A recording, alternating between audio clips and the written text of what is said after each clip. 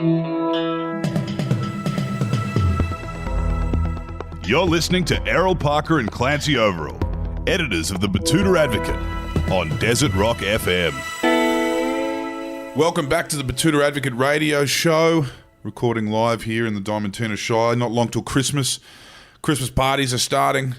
Spring carnivals, off and away.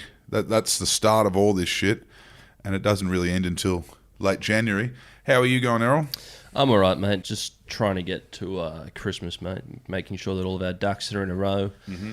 Make sure that I'm on Santa's good list this year. Mm-hmm. Yeah, no, last year I didn't get much from Santa. Yeah, just some of that sweet, sweet coal. Well, coal is what powers, the country. That's what puts electricity into every yuppie's Tesla from bloody West End to Double Bay to Fitzroy. Mm-hmm. It's a harsh reality. Yeah. And, this year we might be getting solar panels if you haven't been a good boy. So, they only last for 10 years and then you got to replace them. And there's a lot of embedded energy in those, so I don't think they're too green either. Embedded energy is a new term. I'm liking this. Embedded energy. Yeah, I like it. It's a new talking point. But, this is really, we're not here for the culture wars today. We're here for the culture. And we've got a return guest joining us today, Hau Latukefu. Thank you for joining us, Hauie. Oh man, I feel honoured. Yeah, it's like a returning guest. I mean, surely there's not many. Yeah, no, there's not many. There's an elite list. Bam Bam's been on about 5 times. Was that by invite or he's just like rocking he rocks up one day? We need to get one in, so we'll get one in the can with you. Big up Bam Bam all day. Yeah, and then Becky Lucas and then Lek Blaine. That's about it. Most people are. Yeah. I think so. Yeah. I think we've had Hamish Blake twice. Yeah, I think so. Yeah. One was by phone call when we were real green, and obviously. No, that was when he came in and he said the C word off the bat. Yeah. We were like, we're not used to hearing someone like you, who's on the radio and has a show about Lego to come in and just say, dropping the C-bomb first up. Yeah, we're all jacked up. We had to get out of the system. Yeah, I know. Well, and that's what we like to do here. We like to cast a wider net and let people kind of be themselves. And how, when we first had you on, there was a lot happening in the world. You obviously, and we'll get into it, you've just released a book about, your career and the life and times. But you are a pioneer of hip-hop in Australia, and I don't say that lightly. There would be a few names we'd point to, but you would be the first. And when we last spoke, there was a rise of a lot of things happening that you were directly involved with. Yeah. Namely, I mean, at that point, the Kid Laroi was still running around Waterloo, Yeah. But OneFour were on the way up, and all these different things were happening in Australian hip-hop. Since then, you've written a book. The book's out now. King. I'm letting everyone have it. You're letting everyone have it, but look at what's happened to the scene. It's almost like, I reckon there would be 200 more bands. And we're not talking like indie, you might catch them at a gig. We're talking about big numbers. What has the last 2 years been like in your industry? Yeah, super well. I guess it was a bit here and there. Obviously going through the pandemic, it kind of slowed down. But I think hip hop has always been such a do-it-yourself culture. Mm-hmm. So even though we couldn't go out there and perform shows, and sometimes we couldn't even go out there to the studio or even shoot videos. But people with the home setups were just pumping it out, just writing, recording, and throwing things out, and super exciting, especially since that last time I came through. Just seeing the scene as a whole, not only with artists but people in media, like people going into management, into kind of record labels, and shout out to people like Loopy and Adit. Mm-hmm. We kind of came up together. Horror Show, Spit Syndicate. Yeah, just seeing them kind of evolve into their roles, and it's not only the musicians that are having their time in the sun, it's the executives and people behind the scenes. So super exciting. I want to talk about the history here. Obviously, you're and as I've just opened with, you're someone that everyone nods to. You're someone that a 16-year-old kid knows your name. What is it like? Do you get that feeling when you go check something out, go check out a gig? It could be in Sydney, could be in Brisbane. Do you know that there's a feeling in the room when someone's seen you there? Yeah, I've been making music and for years and identifying it. And it is still a trip when people come up to you and say, "Oh, introduce yourself," and we know what you did, blah blah blah.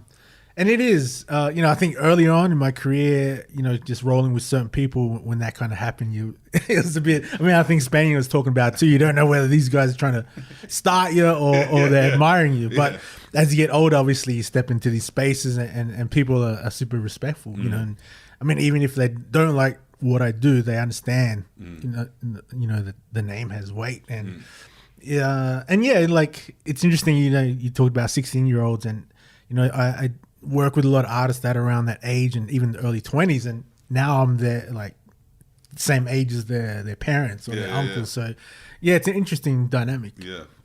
So after all of this, what prompted you to feel that it was the time to write a memoir? To be honest, I didn't. It's big shout out to Christopher Riley, the co-author, and it was his idea. Right. To be honest, when he approached me about it, I didn't think my story was interesting enough to be in a book and think people would want to read it. But he thought otherwise, and so did my wife, and they changed my minds. And as throughout the process, it was really kind of the first time I was able to sit back and be like, oh shit, yeah, no, I did do some things. It's been a ride. Yeah, and I think from the outside looking in, people will find it interesting, and it's awesome that people have hit me up about the book and saying that that they're not familiar with the hip hop culture or even Pacifica culture, but they find stories in there that resonate with them, and I love hearing that. When you say Pacifica culture, I always think back to the Gang of Youths when they won Album of the Year at the Arias. Man, that's I actually mentioned that in the audiobook because I did the audiobook as well. Right. And there's some bonus stories I threw in there, and that moment was one of them. David LaPepe, when he said, "We don't have to be bouncers, we don't have to be footy players." Yeah. And then everyone kind of laughs, and he's like, "No, I'm serious." No, I'm serious. Like, oh. Yeah. The industry wasn't ready to hear it. Like, obviously, they're like, and that's been a thought in the community for a long time. But we have to do the work as well. Yeah, I want to talk too because it's not. Obviously, there has been a meteoric rise in Polynesian musicians in Australia. Pretty much starting with you, and then from that moment when LaPepe made it clear. I think it was already in the works, and then we've just seen it one after another, in terms of not just hip-hop, all kinds of genres.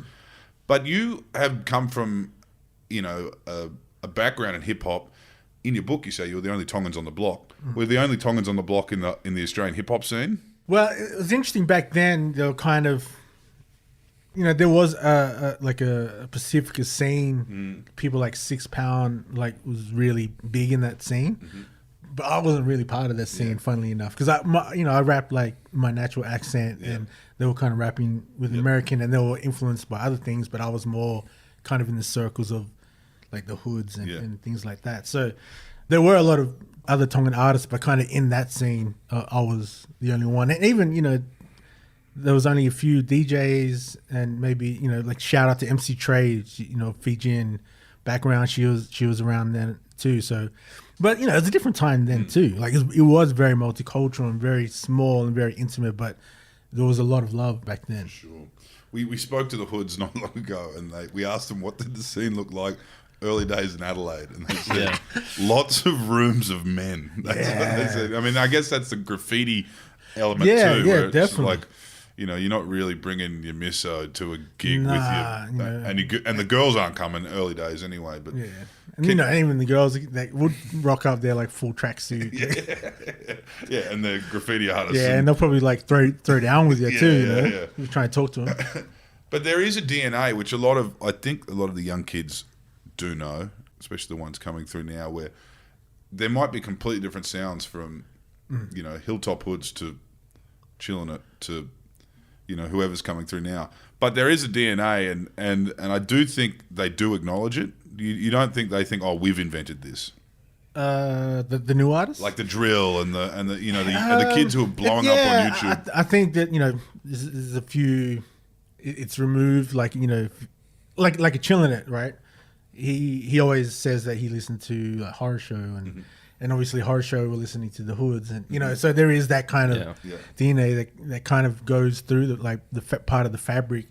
Even if you look at Hefs and the OneFours, you could probably connect them to the Enters and to the Curses in a way, even though they don't make similar music, but you know, you can't deny that they kind of, you know, Sesks and all those guys broke down, well, kind of paved the way a little bit, you know. Even if they didn't listen to them religiously, like by some way they're related. Bam Bam said it to us himself. He said the first time they ever, even as little, you know, lads, Western Sydney Eshays, he said the first moment for them was Cursor. Yeah. Cursor is the sickest. The moment they saw that on YouTube, it actually validated their whole thing, their accents, the way they dressed, everything. It became like a scene in a moment. Do you remember the moment for you guys when, you know, it felt like, oh no, this is the Australian hip hop scene? You know, cool. It's not just coolism. It's not just whatever happening in WA at the time. It's not just Brad Strutt. It's like we actually have a validation here. I guess you can look at that a couple of ways. You know, we can look at, you know, radio kind of coming in and showing their support.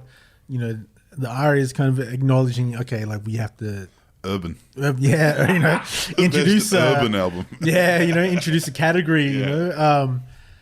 And, you know, we can talk about the hoods too, like just blowing up. And you know, we may have talked about it before, but I do talk about it in the book. Just seeing them go from strength to strength. And just, you know, because we had people like 1200 Techniques and Resin Dogs, kind of groups like that, Avalanches, like kind of breaking through. But yeah, once the hoods came through, it's just like, oh, okay, like we're out of here. Like, you know, like they'll played on commercial radio. You know, people that Splendor headlining. You know, all those festival runs, and you know, just even people that don't even listen to hip hop were listening to it. They'd know how to whistle it. There was one part of the book that interests me about when you were talking about going to play a gig in Katoomba and places like that, like, and then you went on to play at the Gaelic Club. What was it like playing in these like smaller places like Katoomba back then? Like, was there much of a scene in like? Yeah, there actually was. You know, like, because you think about Blue Mountains and the artists that came through, like the Earth Boys, Hermitude. But Blue Mountains actually has a stash of talent. It does, man. Like, you know, I mean, they obviously all came here at some point, but the Electrics, like all these youngs were coming through. And there was, I mean, it was small, admittedly, but it was very hearty, you know, like they were very supportive and passionate. And you'd play at I think it was Katoomba Hotel, and I just remember it was just super freezing, but people would just rock up and just party out and like be heaving inside, and then you walk out and you're kind of like, it's frozen. And one of those cigarettes that last like 3 drags. Come back in. Tell us, I mean, Katoomba is an interesting one. Queanbeyan in itself has always had a bit of a scene too. I mean obviously you came out of there and you're the face of it in many ways. Alongside you hear that? You hear that, Luxa? But you know, it's Ricky Stewart, it's Hauie, it's David Campese, Camper, you know, and Mark Webber, George Lazenby, you know, like John Barilaro. Yeah, we went to the same high school, Of course, right. No, but there is, you know, there's different scenes. What other places surprised you? Because, you know, I know no one has ever said this, but when you've really rusted on as a hip hop artist in Australia, I think a lot of them realise their bread and butter is in these rural hubs. Tamworth shows sell out for Cursor. You know what I mean? Like, where have you seen these? Like, any show will sell out for Cursor. But yeah, I mean, it was always interesting when we did tours and went to Perth. Yeah. Because then you'd go to Bunbury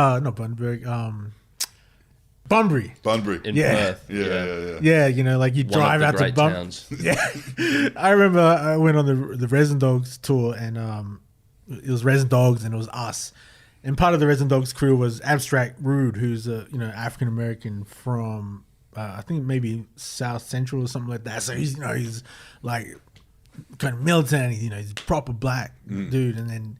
Yeah, just he's got an him American accent. Yeah, you know, long dreads like down to his ass, you know, and he sticks out like a sword. Even in the city, you'd see him be like, "Oh, where's he from?" And just seeing him walk around Bunbury, like he'd walk around, and go, "Oh yeah, Bunbury," you know, like he'd be feeling like he's probably down south. Something just like, "Wow, where are we?" But he'd love it because it's funny to him. Yeah. You know, like Frio, of course, and what's the other one? Bustleton, is that it? Yeah, you know. Yep.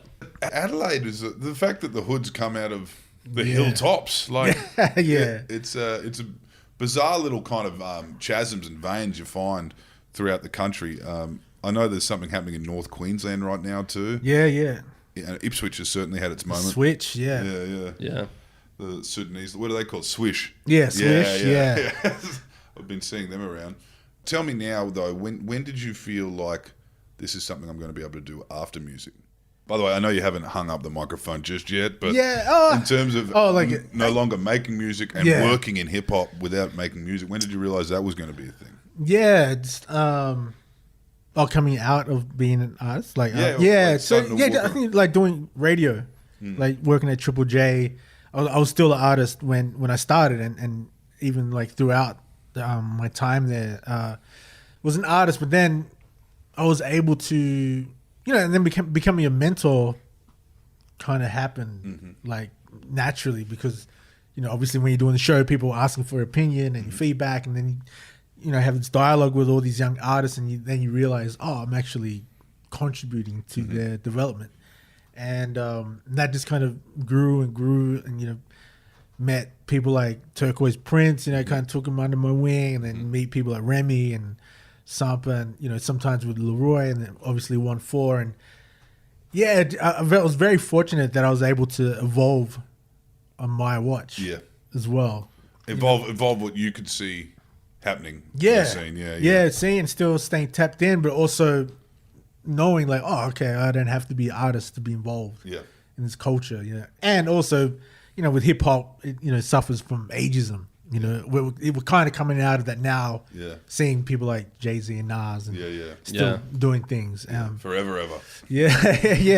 So and just be able to grow older in age, but still kind of bring that wisdom and knowledge and experiences to to the younger generations. And I always mention it. I never had that growing up. No.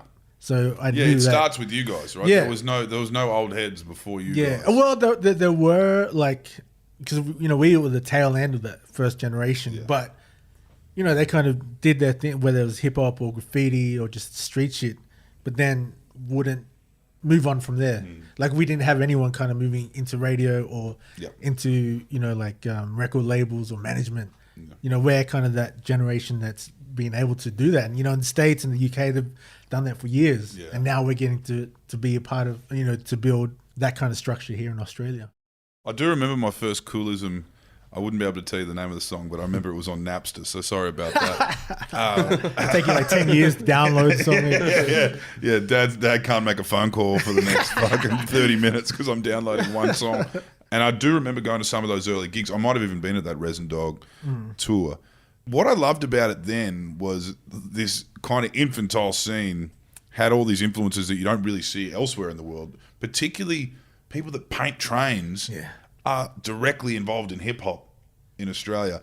And it was so punchy in the sense that, like, these guys already have things that kind of they punch on over, which is graffiti. I often laugh because I grew up with writers, and I always say it's a mug sport. Because everything on the line. We talk about the kind of the beef and the tension nowadays in the hip hop culture, but man, that's just part and parcel with graffiti. Like, see, it's on site. Yeah, it is. I remember seeing it. It was just they run across the room at each other and start punching on. Because when you like capping someone, that's just like the ultimate disrespect. And then when you see him out, like you said, it's just on. What's that sledge Toy. Your toy. That is it, right? That's fighting words. Yeah. You bite like those biter, you toy, like they were like fighting words, and these weren't just like normal punch-ons either. Like, sometimes they'll be carrying like a knife or a screwdriver, or because a lot of them are not that big either, so they're just going to use anything and everything. Backpack full of iron lac cans. Like, man, very sketchy characters. But iron lac can be used for other things like spray painting your furniture. I don't want to. I thought you were going to say, like, you remember people used to spray it in the bags and like inhale huffing, it? Old-fashioned huffing. Yeah, you see people walking around with like silver around the silver on the lips. Yeah, that was a very 90s thing, wasn't it? But the scene has evolved, and I think what's made it so much richer and actually been able to kind of expand from these poor publicans these poor publicans that would agree to a hip hop gig and their bathrooms would just get demolished with graffiti. Yeah. And then their patrons would get demolished by the New South Wales police force as well as they were leaving. I mean, yeah, that was. It was a fun time. It was a Yeah, you kind of had to kind of respect about at the same time. And the like, publicans, come on, man. the publicans who had a bit of, and there were a few around Sydney. There were a few around. I remember in Fortitude Valley, the zoo was one big venue that jumped on, and they just said, "Mate, we can paint over the bathroom. These kids are coming here and drinking all night and making music and playing music, and it brings quite a scene, especially when the radio starts playing all this stuff." But the different influences have come through bit by bit. What have you seen have been the biggest influences that inform the current scene now? Obviously, there's a fair bit of England, but I also think the balaclavas and flares. Yeah, I feel like I'm at a Wanderers match, but the idea of different nationalities, different backgrounds. I didn't see any Sudanese kids involved, back in the day, and that this is all progress, and this is all the rich tapestry of hip hop, as you said, been happening in England for years. But there's completely different sounds that come with completely different cities and completely different crews. What do you think's happening right now? Yeah, and I definitely think it is. It comes with generations because we had kind of like the South Sudanese like refugees coming through, and then you see the children, and they're growing up on different music. They're not growing up on necessarily Cursor or Hilltop Hoods. They're now growing up on like Young Thug or Harlem Spartans. Harlem Spartans. And it's a beautiful thing because there are, it's hip hop is funny because we're so hell bent on being anti-establishment, but then we have these unwritten laws that you have to abide by. They have to conform. Yeah. And if you go against them, then you're finished. But I think it's a beautiful thing. Like just we just talked about off air, like kids being able to shoot a video down at the Woolloomooloo wharf. You can actually do anything you want, and that it is a bit of the Wild Wild West, but it's beautiful because people just feel passionate and courageous enough to do that, and whether it's being influenced by the UK or the US or wherever, there are no rules. Well, as you wrote in the book, the scene's come a long way from when the Cat Empire was once considered urban. But they were always world music. No, well, world music. I don't even know if that was a category then. It wasn't really until The Calling really that Australian hip hop really hit the mainstream. What was that moment like when The Calling came out and all of a sudden you're hearing Australian hip hop in taxis? Because it was and it was crazy because we grew up together, the Hoods and us and a few others, and to see one of us make it was very liberating. It was like, oh yeah, it's one of us. They're out there and they're breaking down barriers for the rest of us to come through. And it was very, because you'd walk through a mall and like every shop is playing hip hop or R&B even, and just to see that change was awesome to see because we were no longer having to kind of defend the music we were listening to. People just understood. It was exciting times. What's that one? The old Queanbeyan classic. You've done well for yourself, haven't you? yeah. Scrubbed up all right. You've done well for yourself. And even to go back to those towns and it's funny. You talk about like Queensland and influence.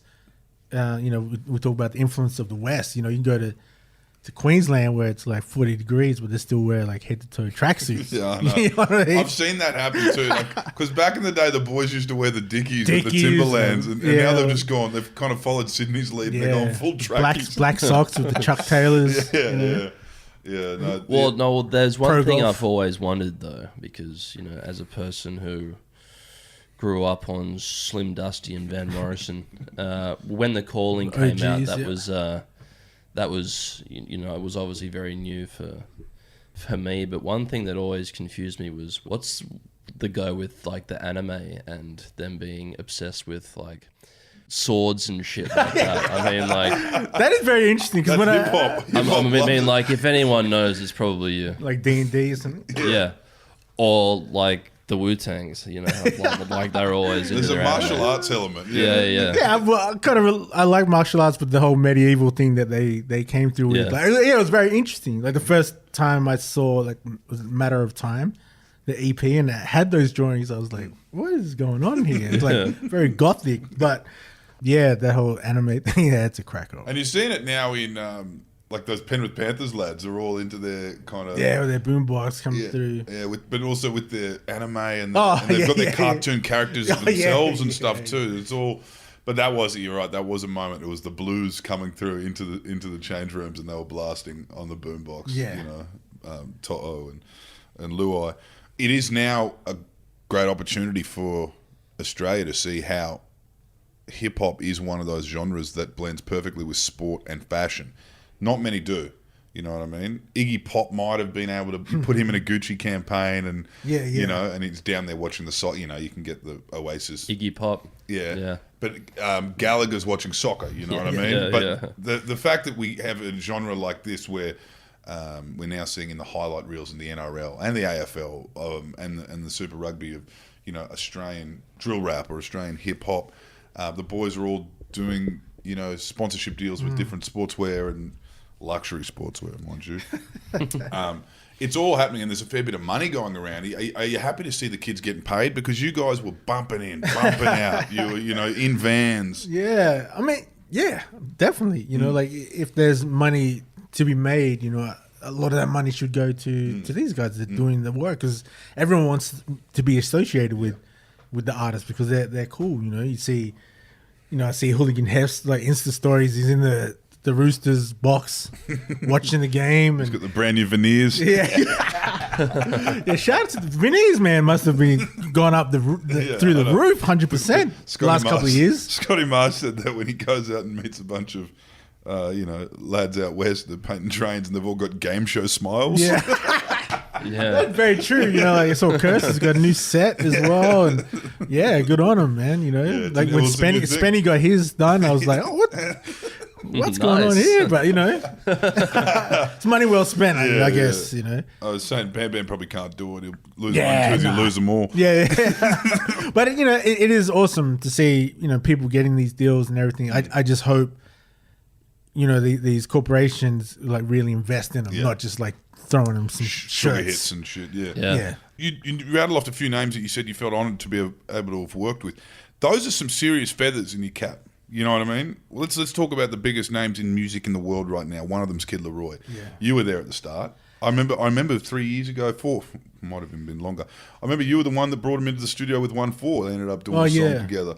How did those moments feel when you see that raw talent right in front of you?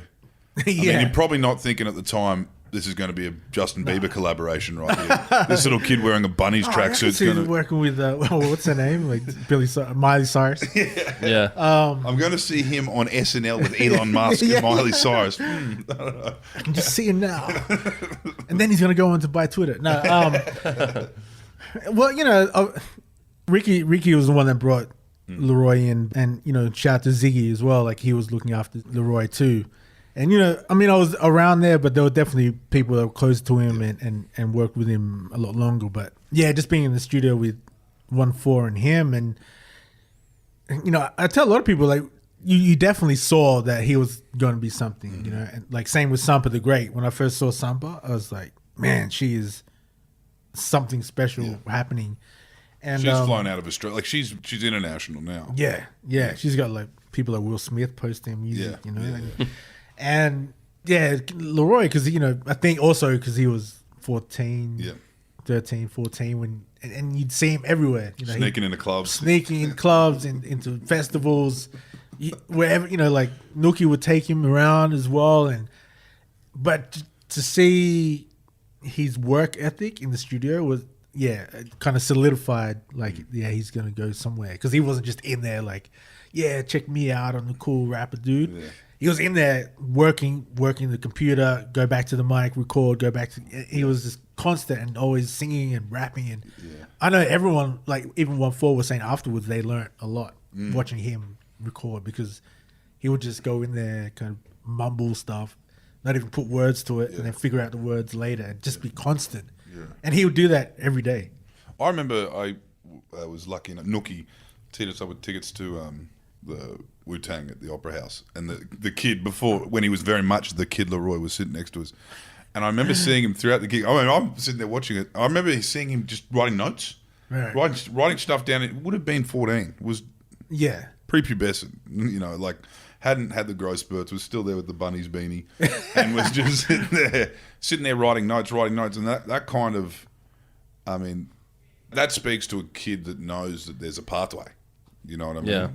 There wasn't really one for you guys. It was. Let's just keep the tide rises together, but it was a grind. It was a grind. Yeah. He actually in his mind had LA. Yeah, like again, you cross that kind of talent maybe once, twice, three times in your lifetime. Yeah, and of course, other people around him gave him that courage to dream that as well. He was looking up to the Manu Crooks and all those artists, and they would kind of foster his talents and nurture.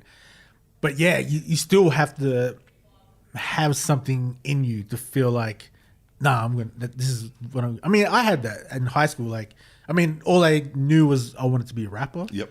But I still had that vision, like, that's what I want to do. Mm-hmm. Besides playing rugby, like, I just want to be a rapper. But, we build this thing and it gives the courage for the next generations to go, oh, they did that. Cool, I can get there. I'm sure I can get to the next spot. Yeah. And he just thought 50 steps ahead, and he was just ready for it as well. We haven't even touched on the the very personal themes in your memoirs, and there's a lot more to you than just the music. There's there's obviously the word king. Can you tell us a little bit about that? Is that your so the title of king was my wife's idea actually, because we were thinking about titles, and she said king, and I was like, nah. I was just like, man, how am I gonna look coming out with a book with king?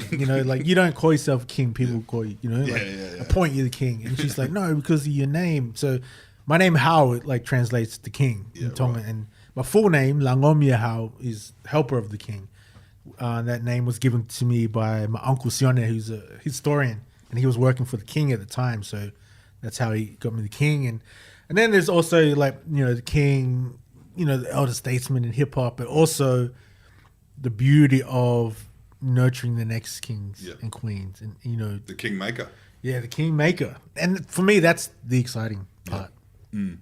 There's a lot in this story to tell, and I particularly love reading about the Tongan Australian experience. I think that's something we haven't even touched into. We can see the here and now with Polynesians in Australia, but we don't often hear the stories coming up. We spoke a lot about it last time we had you on. But how does it feel now seeing so much culture in the mainstream? I'm just thinking about that match the other night. Sorry, by the way. One point in it. Still feeling me raw. I don't know if you slept much that night. One point, some old Tonga. It was a tough day that day. Yeah. The memes were flying thick and fast. Yeah. But just this, the fact that there are now little kids, who aren't Tongan running around who know Tongan words, who know, know Tongan. I mean, even how to pronounce things. It's a beautiful thing. Yeah. Like, even for me to go to a Lego store with my kids and they're able to pick up Moana Lego. Yeah. Like, that to me my mind is blown. I mean, even just Disney doing that movie. So to see it kind of come through and represented in the mainstream is such a beautiful thing, because, obviously growing up in Queanbeyan, 70s and 80s and even 90s, it was very rare. Yeah. You would say from Tonga, and they're like, where's that? Yeah. Is that near Macedonia? Yeah. Shout out to the Macos, the Mako community in Queanbeyan. And then you'd probably see like one Tongan player, like Siona Pefita used to play for Dragon. Like, it's just very rare to see it around. And now it's just so ingrained. You go to New Zealand and you would see it. Yeah. Obviously because it's just a deeper history there. But now you see them, like, even now I see Islanders on ads. Yeah. And I'm just like, before, like, I see that guy. Now it's kind of becoming a bit more normal, which I love, and like my daughter's involved in TV, like ads and stuff too, and just to see pictures come through and they're looking for young Pacific, Islander. It's very beautiful. And it's not just footy. And it's not just footy, and it's not forced either. This is what the suburbs look like now, and Heartbreak High is a good testament to that. I don't know if you would address the same way as a young man. No. Bump. Or go to the same harbourside mansions yeah. for your parties. And that's what do you say bump? Yeah, Bump was that to me is an awesome show because he had the Islander friend and he was just a friend. Yeah. Wasn't the Islander home and away. Oh, here comes the cream. He was just a mate who happened to be an Islander. Yeah. And like you said, it's just not forced. It's awesome to see. Yeah. Well, this entire scene has been forced by you. How I would say you've done the hard yards and you've been on the ground from almost the very start. So congratulations for that. Congratulations for where it's at now, and all the best with the book. Thank you. I appreciate you guys and being on that elite list of second comers. Yeah. And the book's out now. Yeah. Yeah, book's out now. Audio book. I read the whole thing. I'm not sure if I'll ever do an audio book again after that experience, but it was a good one. Can you just read that again for us, please, Hal? It was like that. That's just how I talk. Beauty. Thanks, man. Thank you. Appreciate it.